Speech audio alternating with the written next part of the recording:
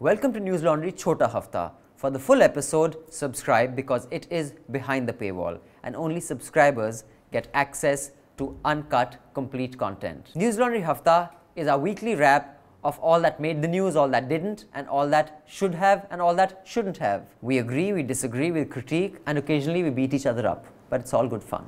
Subscribe. This is a News Laundry podcast and you're listening to NL Hafta. अंग्रेज अपना लगान और news laundry अपना हफ्ता कभी नहीं छोड़ते. We are back with episode 331 of NL Hafta.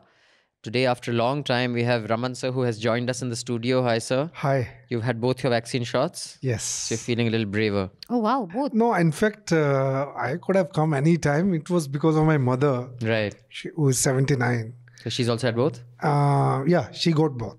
Okay. I think because of that, I didn't step out. Right. So in the studio, there is Manisha, Hi. Raman, Hi. and me, Abhinandan Sekhri. Joining us on the phone line, both from Chennai, is our wonderful, very own Jayashree Arunachalam. Hi, Jayashree. Hi. And also joining us on the phone line from Chennai again is Rajesh Rajmani. Hi, Rajesh. Hi. I'm sure many of our listeners already know you, but for those who may not, I will give you a 3-line introduction. Rajesh is a film critic and director. You may have seen, and if not seen, definitely heard of his film that made waves called The Discreet Charm of the Savarnas, which was so discreet that it went over many people's heads. I know that what is the point of satire? Just like Anurag Kashyap's Gulal went over many Rajputs' heads. They thought it was It was a glorifying them. Pride, it's a Pride Right. movie. And he's also a film critic. He writes for the News Minute. He's also written for News Laundry. So welcome, Rajesh. How are you? Yeah, I'm good. Thank you.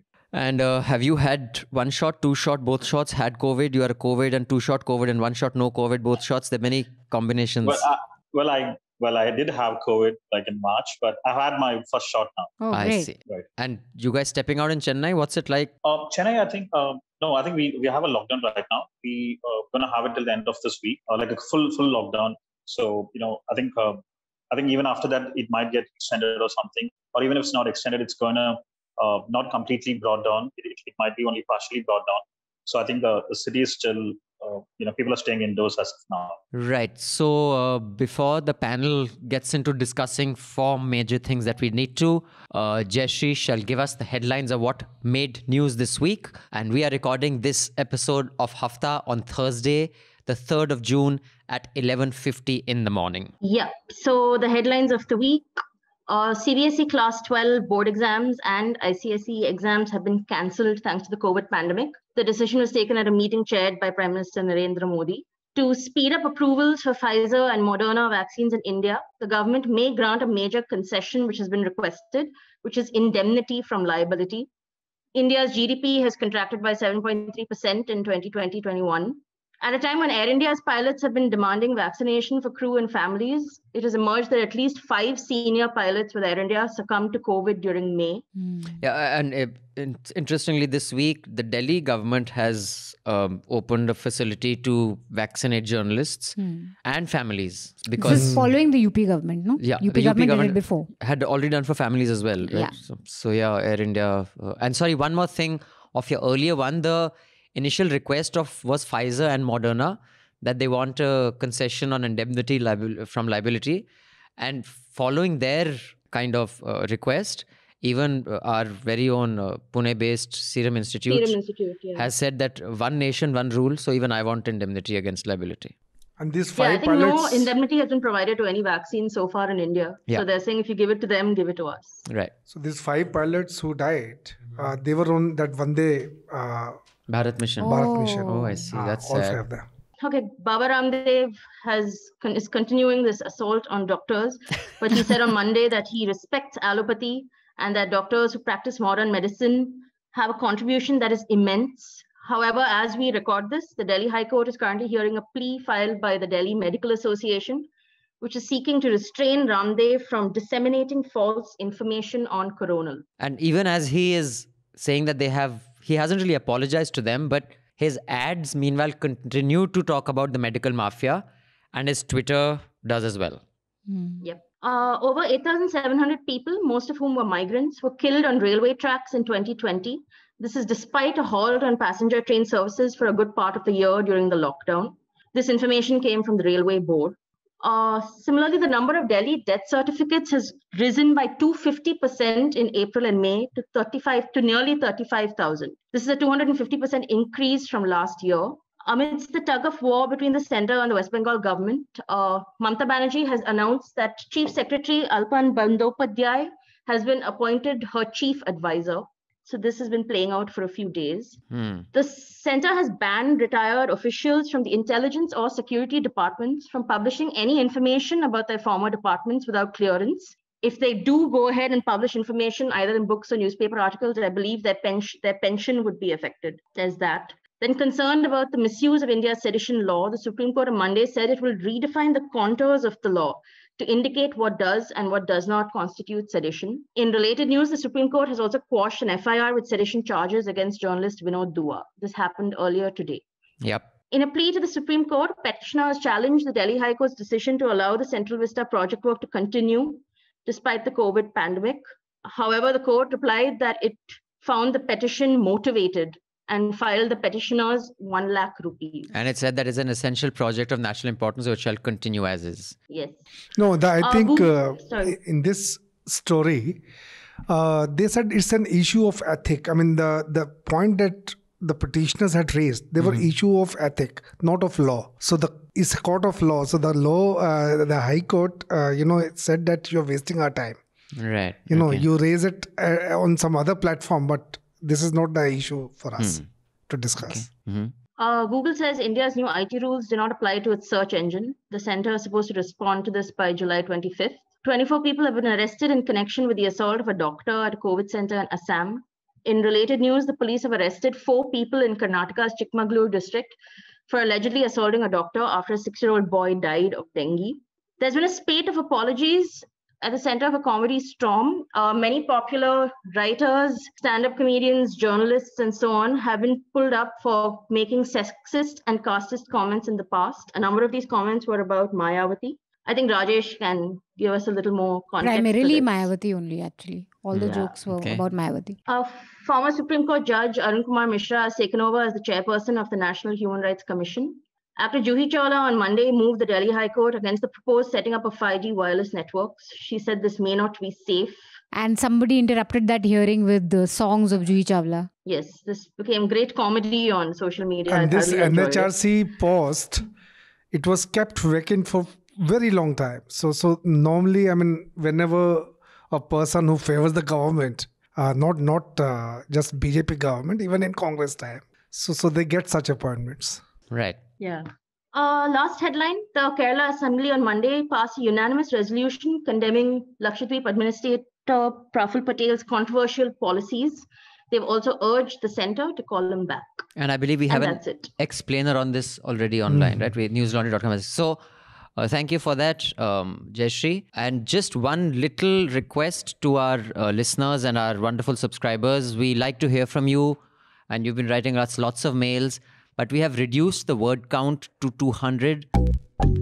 I am a little optimistic, but, I also feel the kind of mood that the BJP governments in states and central government, they are in, they just come up with something new to, kill your voice.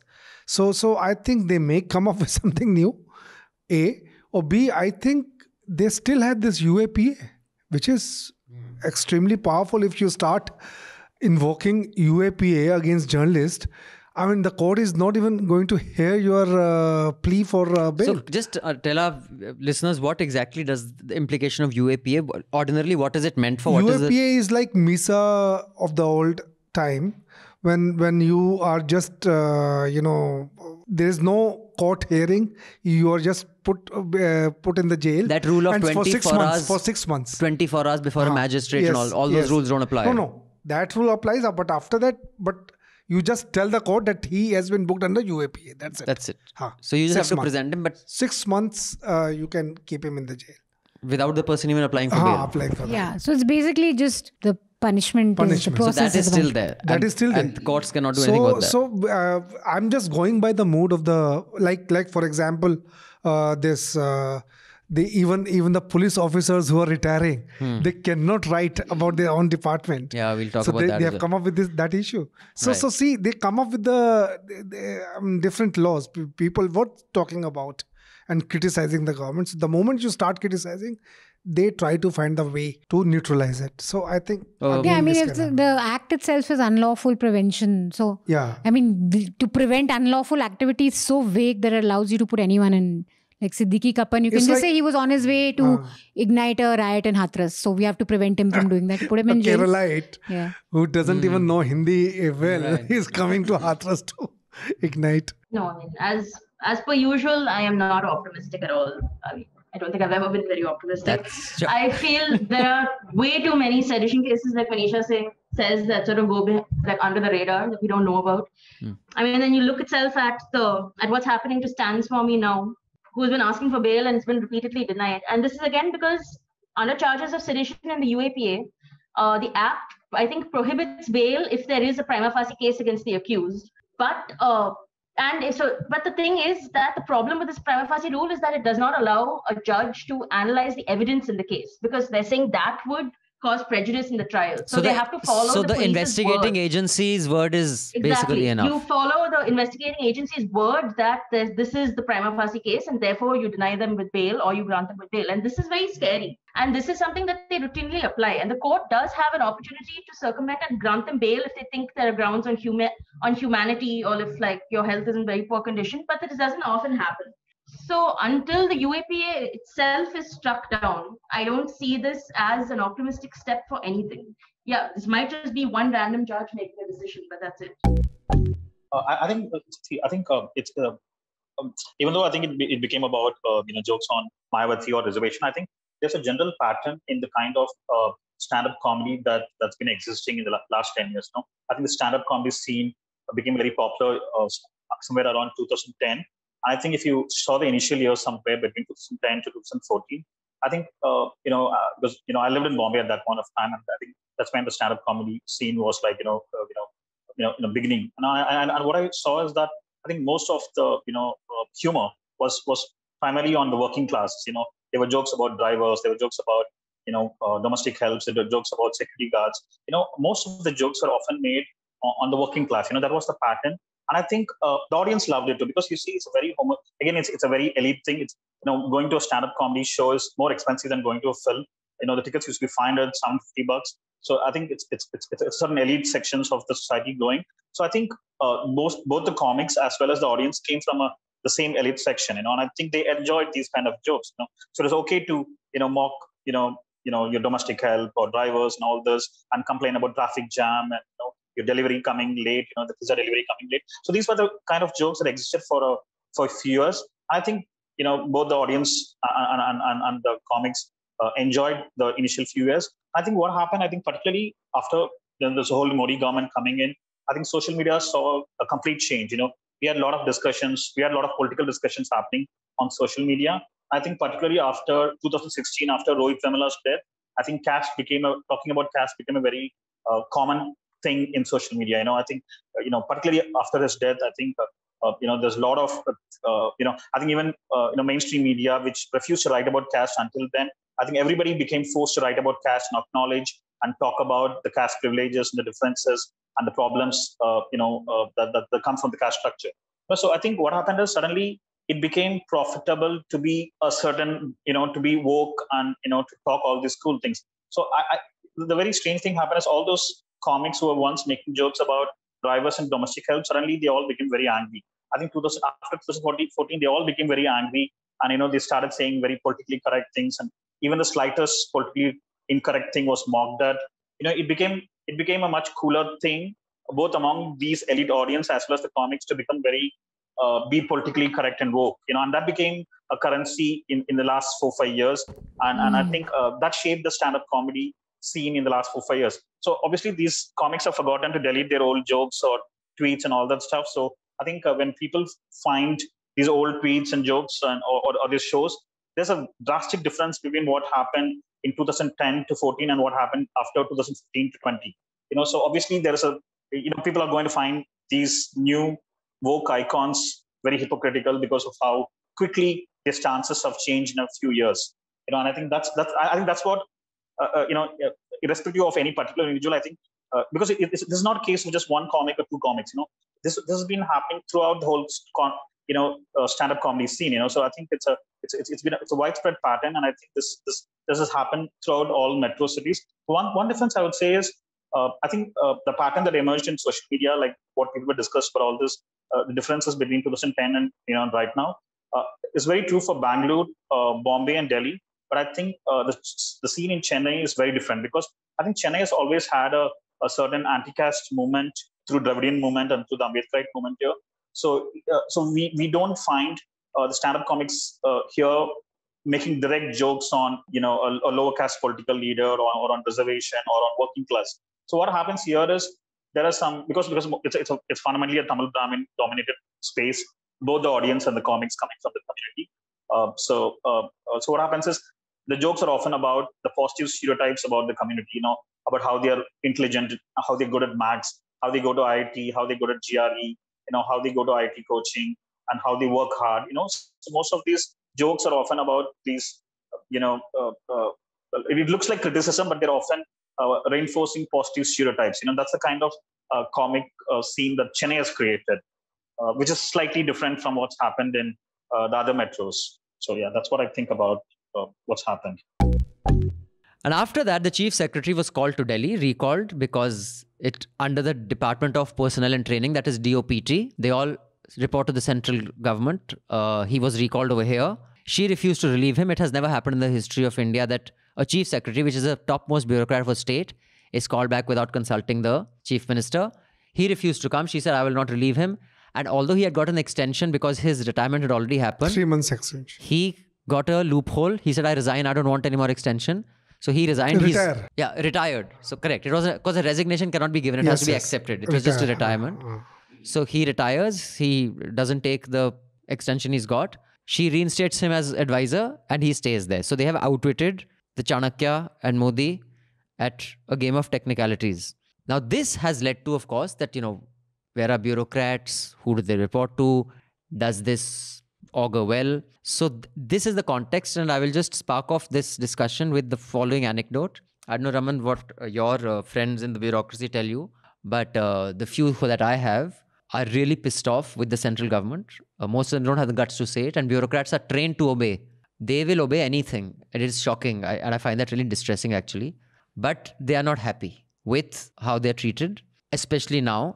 And they are all now worried about how their future can get screwed fairly badly. And in the light of which, there's this new law that has come that was in a headline that people who are with investigating agencies or sensitive positions cannot write or disclose anything about that. So in the past, we've had Myra, that police chief has written a book. Amod Kant has written a few books. Everybody. Rauka chief. What's his name? Dullat Cow. They've all written books. So now we will not get any such books. In this context, do you think, and also another little subtext of this is broadcast media, the prominent ones, Times and all, narrative they run is everybody's fighting with Modi rather than trying to fix the problem. I only see Modi fighting with everybody. I mean, I really don't see how anyone else is provoking him. Everybody else is bloody giving him too much latitude, if you ask me. Is this just deserts for bureaucrats who have been complete pricks for too long in India? And finally, they are getting theirs back? Or do you think it will lead to a governance disaster? I think there'll be many constitutional crises that will come up. This is just one. And I think that's a good thing. All of you listening in, the Chota Hafta, do subscribe so you can listen to the entire Hafta. We will see you again next week with the Hafta. Till then, subscribe, pay to keep news free, because when the public pays, the public is served. When advertisers pay, advertisers are served. Thank you. Goodbye. All the News Laundry podcasts are available on Stitcher, iTunes, and any other podcast platform. Please subscribe to News Laundry. Help us keep news independent. To catch all our podcasts on news, pop culture, current affairs, and sport, visit newslaundry.com. Follow us on Facebook, Twitter, and Instagram, and subscribe to our YouTube channel. Sun liya Afrika, mufat khoro. Not to brag or anything, but News Laundry Hafta features in the top 50 in the world on SoundCloud in the news and politics category for podcasts. So do subscribe and see what you're missing, because when the public pays, the public is served. When advertisers pay, Advertiser served. Subscribe, help keep news independent and free. All News Laundry podcasts are available on iTunes and Stitcher and any other podcast platform.